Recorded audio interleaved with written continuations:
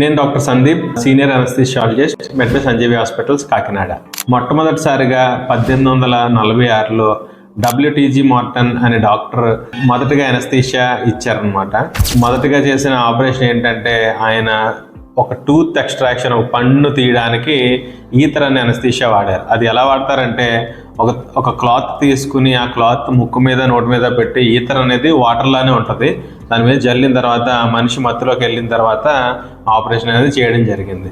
రెండోది ఆపరేషన్ ఎలా అంటే ఒక వ్యక్తి మెడ దగ్గర ట్యూమర్ని సేమ్ ఇదే విధంగా ఈథర్ అనస్థీషియాతో మత్తు ఇచ్చి తీయడం జరిగింది. అప్పట్లో ఆపరేషన్ చేయడం అంటే చాలా పెయిన్ఫుల్ ప్రొసీజర్గా ఉండేది.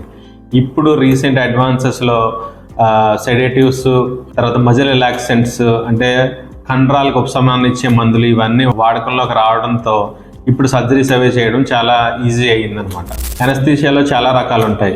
లోకల్ అనస్థీషియా అంటే యూజువల్గా ఎప్పుడైనా ఎవరికైనా చిన్న చిన్న కట్స్ అయినప్పుడు అక్కడ లోకల్గా అనస్థీషియా ఇచ్చి కుట్లు వేయడం జరుగుతుంది. రీజనల్ అనస్థీషియా అని ఉంటుంది, అంటే చేతి వెముకలు విరిగినా లేదంటే కాలు వెముకలు విరిగినా స్పైనల్ అనస్థీషియా అని లేదంటే రీజనల్ అనస్థీషియా అంటాం అనమాట. ఆ పర్టికులర్ ఆర్గానికి రీజన్కి మాత్రమే అనస్థీషియా ఇచ్చి ఆపరేషన్ చేయడం జరుగుతుంది. జనరల్ అనస్థీషియా అంటే ఎప్పుడైనా ల్యాప్రోస్కోపీలో అపెండిక్స్ ఆపరేషన్లు చేయడానికి, మేజర్ సర్జరీలు చేయడానికి జనరల్ అనస్థీషియా అనేది ఇస్తాం. చాలామందికి అవేర్నెస్ లేక ఆపరేషన్ థియేటర్కి వచ్చి ఆపరేషన్ చేయించుకోవాలంటే చాలా భయపడుతూ ఉంటారు.